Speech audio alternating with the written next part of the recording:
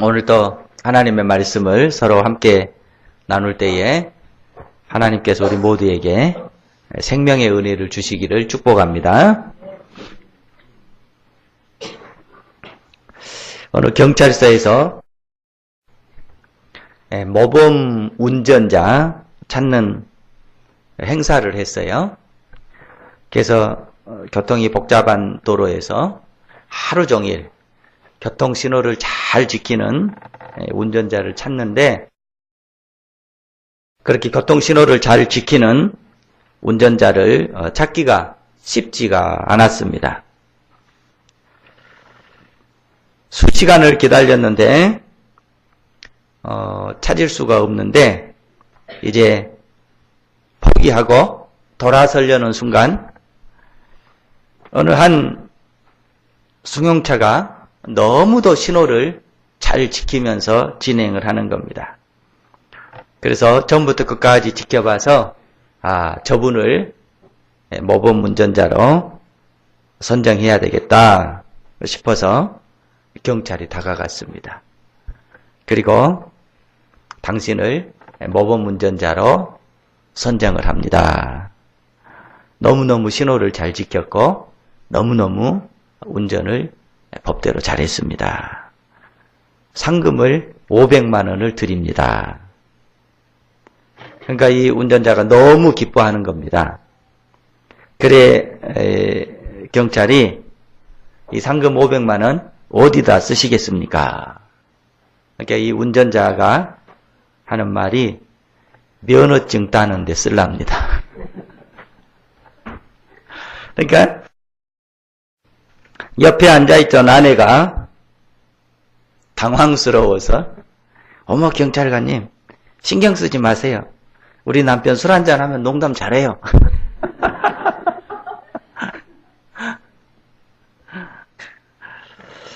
자, 오늘 본문 말씀을 중심으로 해서 하나님께서 함께 계시다, 이런 제목으로 말씀을 나눕니다. 오늘 말씀 가운데 16절, 17절을 제가 다시 한번 읽겠습니다.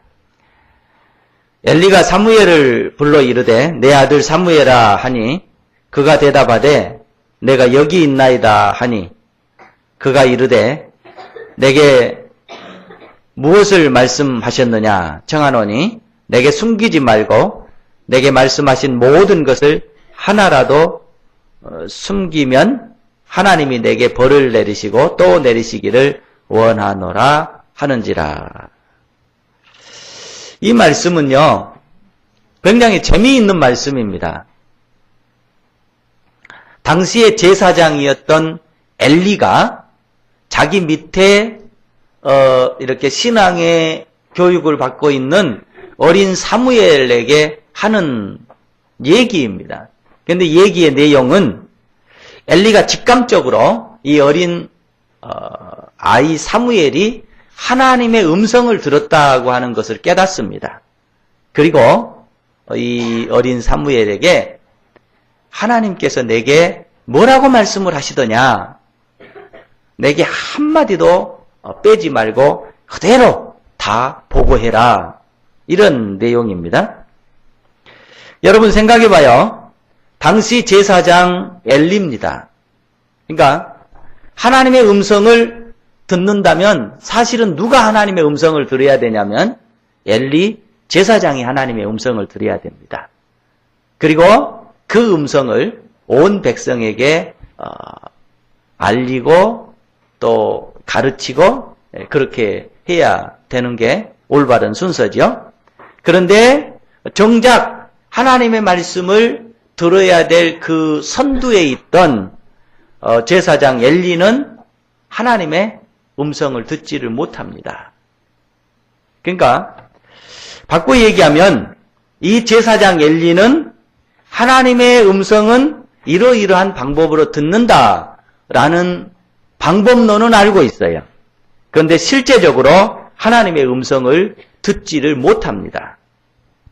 반대로 이 제사장 엘리 밑에서 교육을 받고 있던 어린아이 사무엘은 하나님의 음성을 어떻게 듣는 것인지 방법론을 알지를 못해요. 그럼에도 불구하고 실제적으로 하나님의 음성을 듣습니다. 그러니까 이게 모순되는 내용이고 아이러니라고 할 수밖에 없는 것이죠. 하나님의 음성을 듣는 방법을 알고 있던 제사장 엘리는 실제적으로 하나님의 음성을 듣지를 못하고 있고요.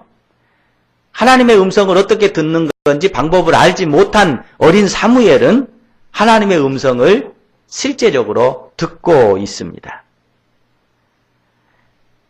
하나님의 음성을 직접 들어야 될 제사장 엘리는 어린 아이 사무엘을 통해서 하나님의 음성을 듣고 있고, 그것도 자기 자신, 또 자기 가정, 자기 가문에 대한 운명에 대한 말씀을 어린 사무엘을 통해서 듣고 있는 것입니다. 오늘 성경의 이 의미는 무슨 뜻이냐면, 시대의 사명을 제대로 감당하지 못했던 엘리 제사장을 하나님께서 버리셨다는 내용입니다. 그리고 다시 그 직분을 수행할 어린 사무엘을 선택하셨다고 하는 말씀입니다.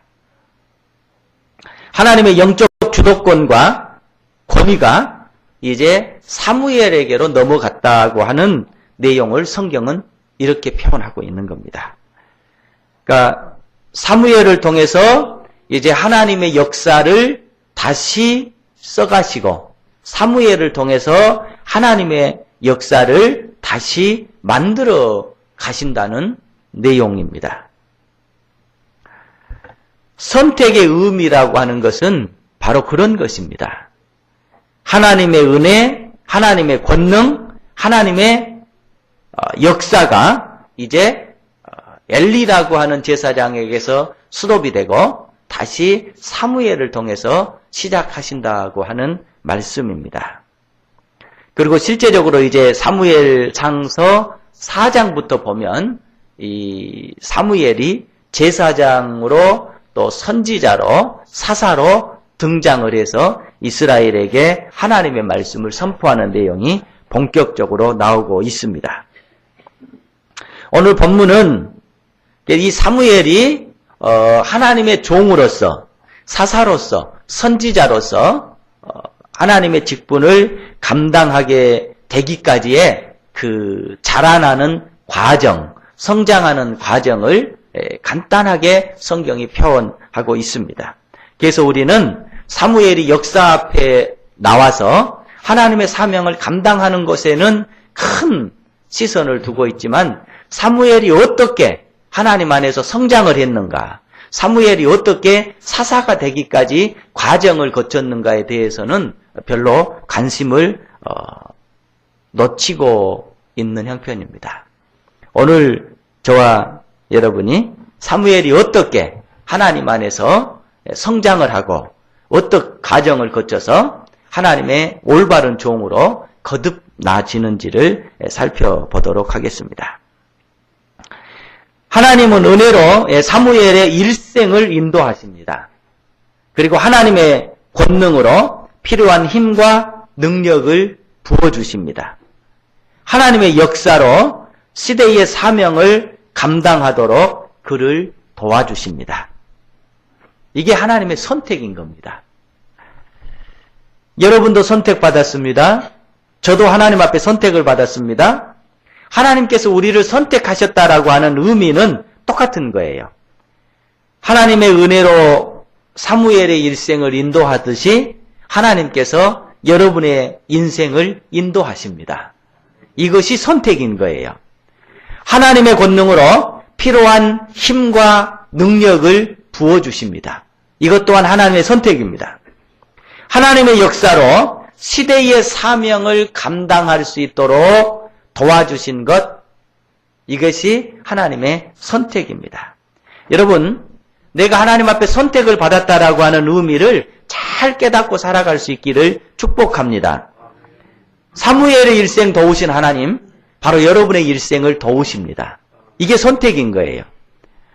하나님의 권능으로 필요한 힘과 능력을 주셔서 사무엘이 하나님 앞에 사명을 감당할 수 있도록 하셨듯이 하나님께서 저와 여러분 속에 필요한 힘과 능력을 부으셔서 여러분 각자에게 저에게 맡겨주신 사명을 감당하도록 역사하십니다. 이게 선택입니다. 하나님께서 택한 사람들, 선택한 사람들 속에는 과정이 있고 특징이 있습니다. 오늘 간단하게 4가지를 서로 살펴보도록 하겠습니다. 자, 첫 번째 과정과 특징은 21절 속에 나와 있습니다. 우리 같이 한번 읽어보실까요? 21절. 여호와께서 실로에서 다시 나타나시되 여호와께서 실로에서 여호와의 말씀으로 사무엘에게 자기를 나타내시니라. 자, 여기에 보면은요, 여호와께서 실로에서 다시 나타나시고 또 여호와께서 실로에서 말씀으로 나타나시고 이렇게 성경은 기록되어 있습니다. 이 실로는 당시에 유대 백성의 예배 중심지였습니다. 하나님의 성막이 거기가 있었고 그 하나님의 성막 속에 언약궤가 안치된 장소가 바로 이 실로였습니다. 그래서 하나님께서 실로에서 사무엘에게 나타나신 것입니다. 그러니까 첫 번째 과정과 특징은 실로에서 나타나신 하나님과 사무엘 사이에는 진정한 만남이 있었고 진정한 교제가 있었습니다.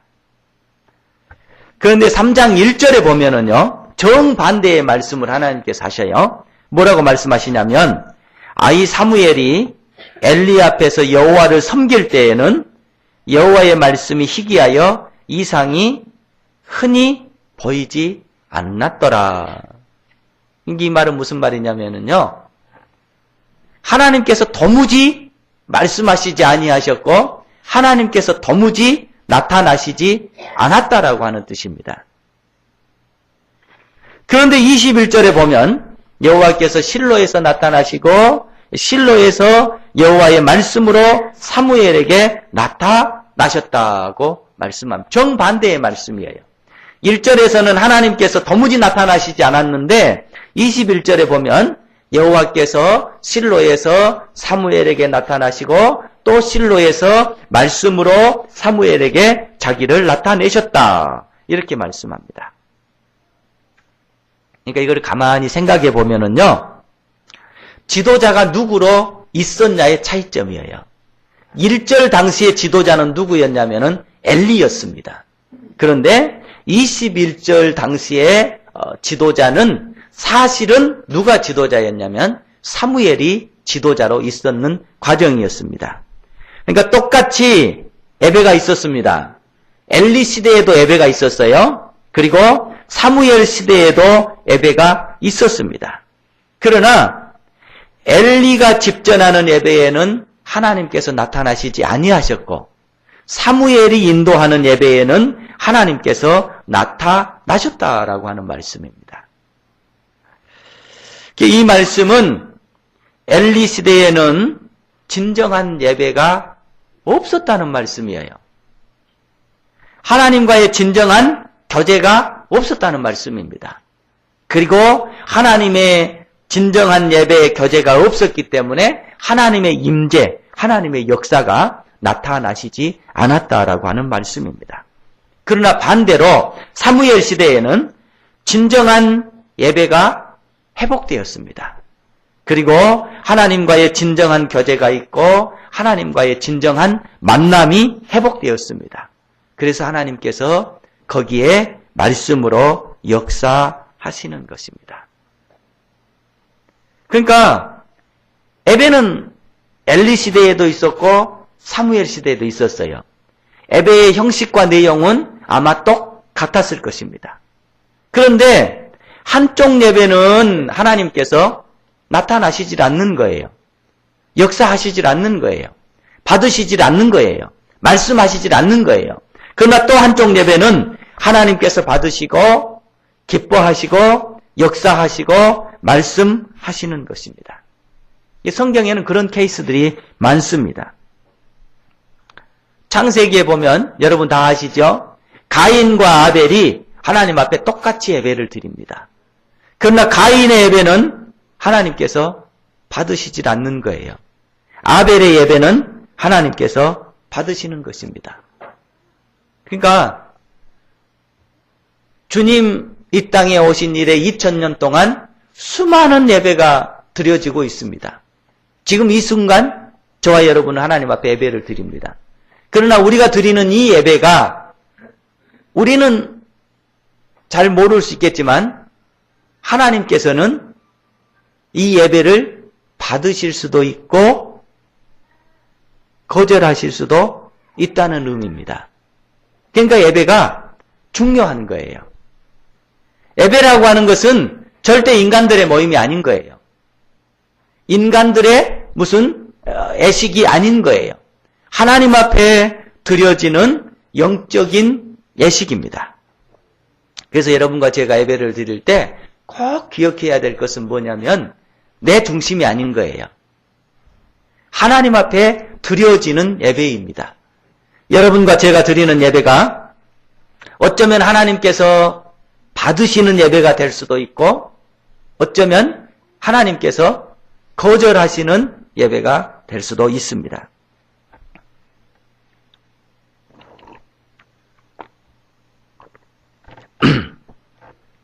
그러니까 예배 드린 우리로서는 늘 하나님 앞에 하나님 이 예배가 하나님 앞에 진실로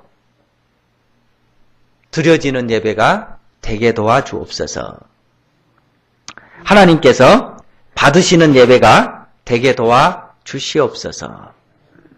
하나님 제가 온전히 하나님 앞에 살아있는 예배가 되기를 원합니다.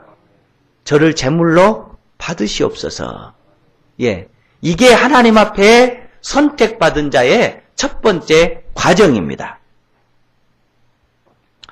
그래서 예수님께서는 요한복음 4장에 이렇게 말씀하세요. 아버지께 참으로 예배하는 자들은 영과 진리로 예배할 때가 오나니 곧 이때라. 아버지께서는 자기에게 이렇게 예배하는 자들을 찾으시느니라. 어떻게 예배하는 자를 찾은다고요? 영과 진리로 예배하는 자들. 그러니까 이거는 뭐 신학적으로는 복잡한 내용입니다만은 간단히 얘기하면 이런 거예요. 성령의 도움을 받아서 진실한 마음으로 하나님 앞에 드려지는 예배라는 거예요. 여러분, 우리가 늘 하나님 앞에 예배를 드릴 때 성령이 이곳에 임재하시고 제 심령 가운데 임재하셔서 제가 진실한 마음으로 하나님 앞에 예배 드리게 도와주옵소서. 이 마음을 놓치지 말아야 돼요. 네. 이것이 하나님께서 받는 예배입니다. 그러나 사실은 엘리 시대에는 성령도 의지하지 않았고 진실한 마음으로 하나님 앞에 예배 드리지를 못했어요. 그저 인간들의 모습이었고 인간들의 절차였고 인간들의 과정이었습니다. 그러니까 하나님의 말씀이 희귀했던 것입니다. 다음 두 번째 과정은요. 19절 속에 나와 있습니다. 우리 19절 같이 한번 읽어보실까요? 19절입니다. 사무엘이 자라매 여호와께서 그와 함께 계셔서 그의 말이 하나도 땅에 떨어지지 않게 하시니. 자, 계속 성경은 강조해요. 두 번째 과정이 뭐냐면 자란다라고 하는 겁니다. 자라나는 거예요. 이 자라난다라고 하는 말씀은 다른 말로 하면 하나님께서 교육하신다는 말씀입니다. 여러분, 우리가 지금 우리 대한민국의 모든 부모들이 마찬가지입니다. 이 자녀 교육에 엄청 신경을 씁니다. 자녀 교육에. 왜? 교육이 중요하기 때문에 그렇습니다. 그러나 우리가 한 가지 놓치고 있는 것은 뭐냐면 인생이라고 하는 것이 사실은 평생 교육생인 거예요. 아이들만 교육을 받는 게 아니에요. 어른들도 평생 교육 받으면서 살아가야 됩니다. 그런데 우리 어른들은 내가 이 땅을 살아가면서 나 또한 교육생이라고 하는 생각을 다 잊어버리고 살아가고 있습니다. 19절 말씀에 보면 사무엘이 자라매, 사무엘이 자랐다는 내용이에요. 교육받았다는 내용입니다. 그런데 2장 21절에 보면 아이 사무엘은 여호와 앞에 자라니라. 아이 사무엘이라는 말을 쓰고 있어요. 2장 26절에 보면 아이 사무엘이 점점 자라매, 아이 사무엘이 자랐다라고 쓰고 있어요. 3장 1절에 보면 아이 사무엘이 엘리 앞에서 여호와를 섬길 때, 아이 사무엘이. 그 다음에 3장 8절에 보면 엘리가 여호와께서 이 아이를 부르신 줄을 깨닫고. 그러니까 사무엘이 자랐다라고 하는 이 말씀이 있기 전에 계속해서 성경은 무엇을 말하고 있냐면, 하나님은 뭐라고 말씀하시냐면 아이 사무엘, 아이 사무엘, 아이 사무엘, 아이 사무엘. 그러니까 어린아이 사무엘이라고 얘기를 합니다. 이 어린아이 사무엘이 자라났다라는 거예요. 그러니까 아이 사무엘이 이제 장성한 사람이 됐다라는 말씀입니다.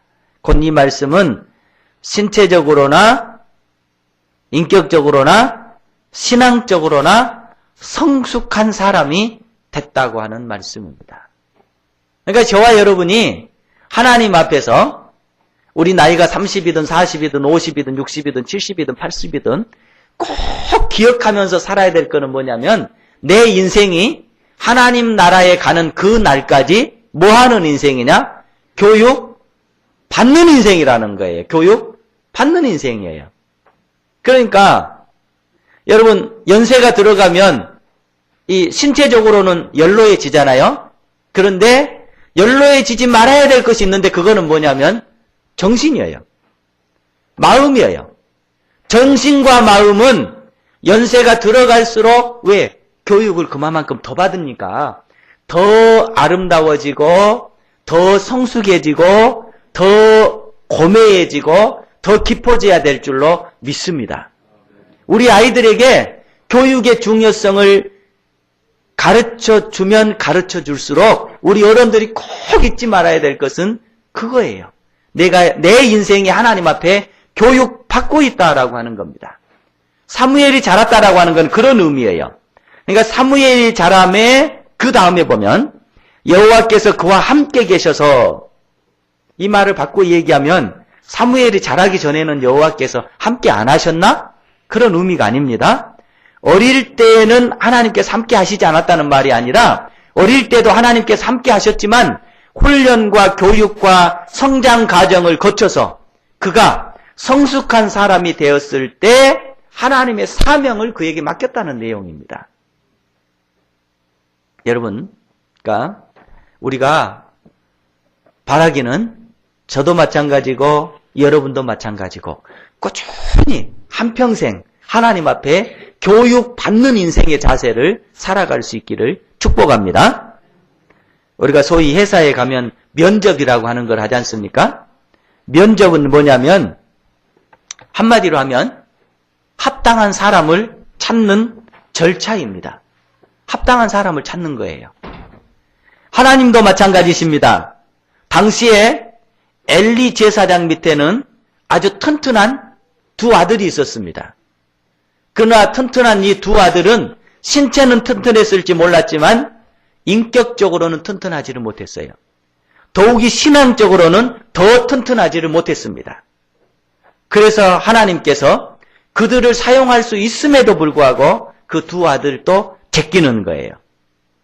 그리고 하나님 앞에 합당한 사람을 찾는데 하나님께서 한나의 가정을 찾으시고 한나의 가정 속에서 사무엘을 선택하셨습니다.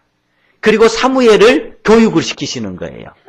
그리고 그가 온전히 신체적으로나 인격적으로나 신앙적으로 하나님의 사명을 감당할 만한 때가 돼서 그에게 사명을 맡기시는 것입니다. 충분한 역량을 갖춘 사무엘을 통해서 하나님의 역사를 이제 4장부터 써 내려가기 시작하는 것입니다. 여러분, 교육받는다라고 하는 것이 결코 쉬운 일은 아니죠. 예. 그러나 우리가 하나님 앞에 교육을 받을 때 꼭 기억해야 될 것은 뭐냐면 여호와께서 함께 하신다는 거예요. 여러분이 하나님 앞에 교육의 인생을 살아간다라고 한다면, 교육받는 자의 삶을 살아간다라고 한다면 하나님은 언제나 성령을 통해서 저와 여러분들에게 지혜를 주시고 힘을 주시고 능력을 주시고 도와주시고 역사하실 줄로 믿습니다. 한평생 우리가 교육의 자세를 늘 견지하면서 살아갈 수 있기를 축복합니다. 다음 세 번째 과정과 특징은 4장 1절 속에 나와 있어요. 우리 4장 1절, 제가 읽을게요. 사무엘의 말이 온 이스라엘에 전파되니라 그랬어요. 누구의 말이요? 사무엘의 말이 온 이스라엘에 전파됐다. 이렇게 말씀합니다. 이 사무엘의 말은 사실 인간 사무엘의 생각이나 사상이 아닙니다. 이것은 하나님을 만나고 하나님께서 주시는 말씀을 그대로 전파하는 거예요. 이게 지금 사무엘의 말입니다.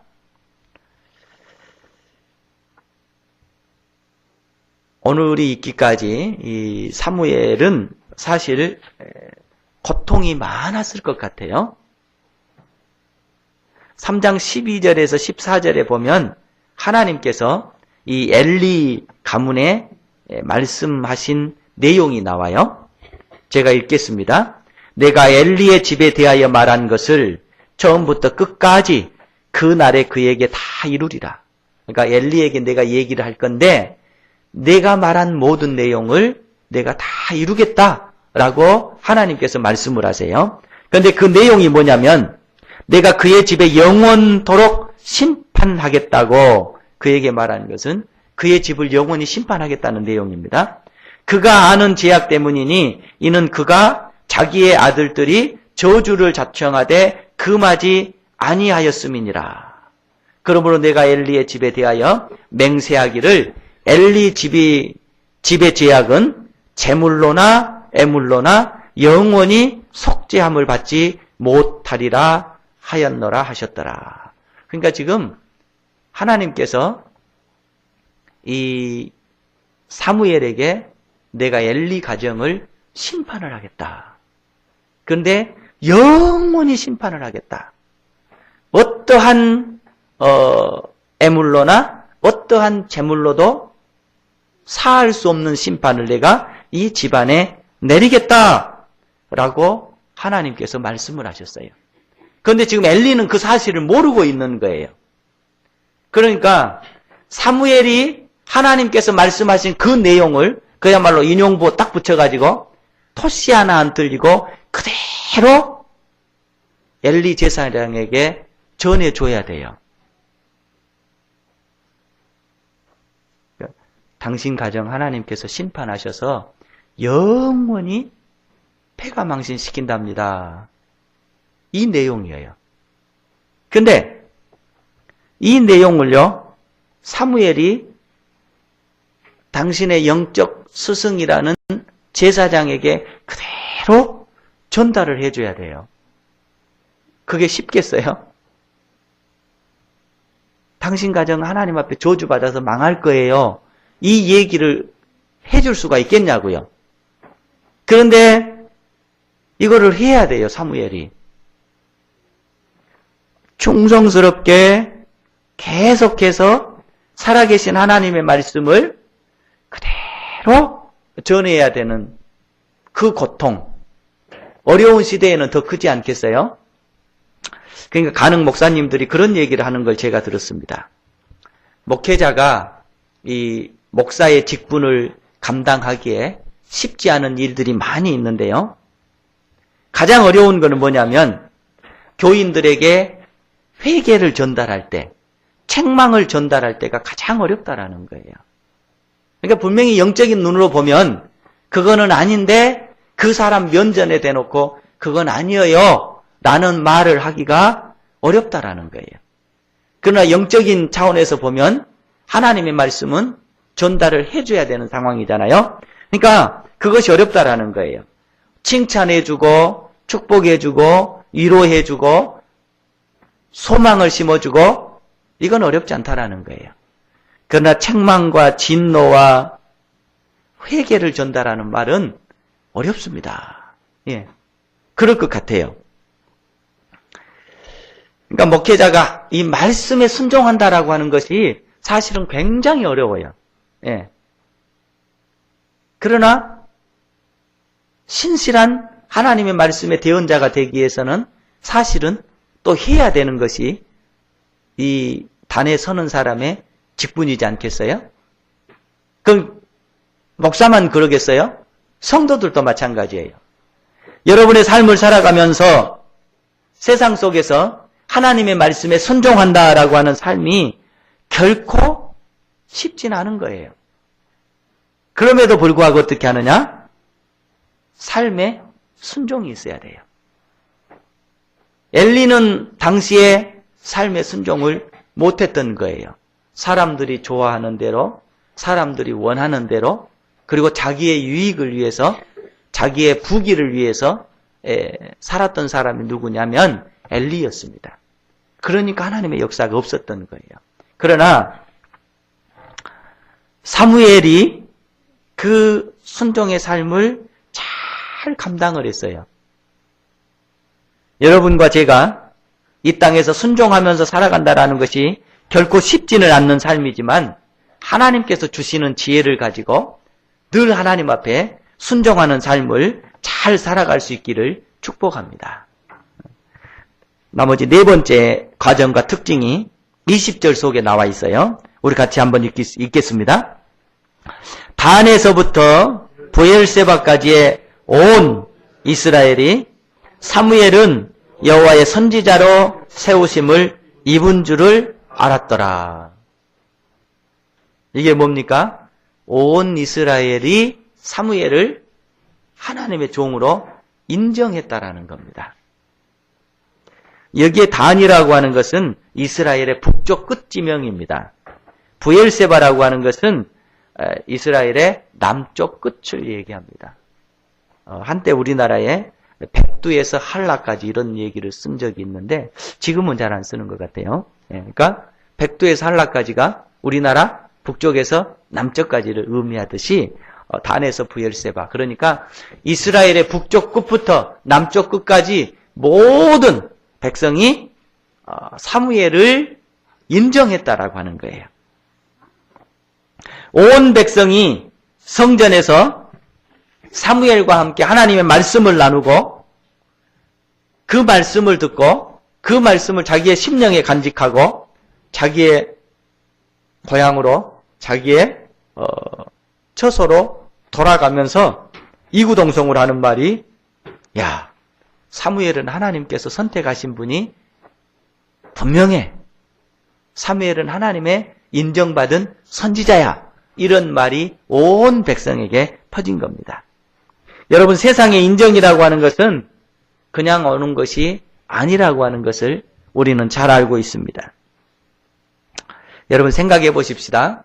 사무엘은 아주 어린 나이에 엄마, 아빠, 그러니까 어머니, 아버지 품을 떠나서 어디서 살게 됐냐면은 성전에서 엘리 제사장 밑에서 삶을 살게 됐어요. 어린 시절 부모님의 그리움이 없었겠어요? 가정의 그리움이 없었겠어요? 어린아이처럼 마냥 뛰놀고 엄마 아빠 품에서 재롱 피우면서 보내고 싶은 생각이 없었겠어요? 그러나 그 아픔을 다 묻고 견디어 나가는 거예요.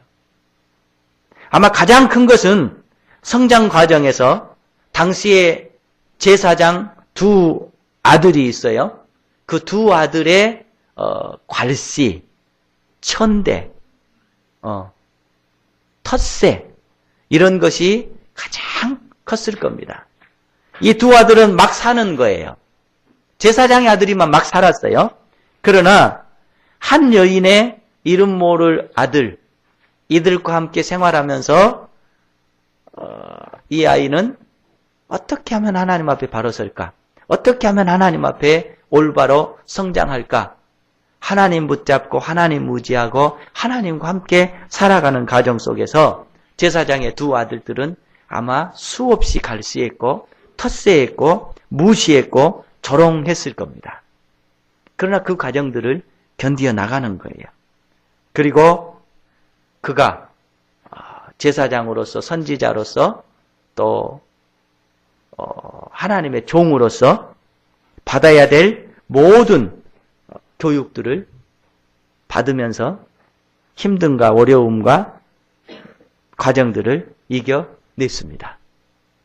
그리고 나서 이는 선지자로 세워지고 이스라엘 백성 앞에 인정을 받게 된 것입니다.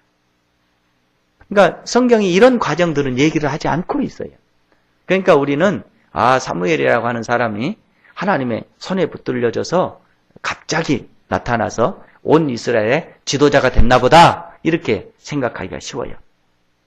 그러나 그 성장 과정은 하나님 앞에 아주 진실한 교제가 있었습니다. 그리고 평생 교육받는 과정이 있었어요.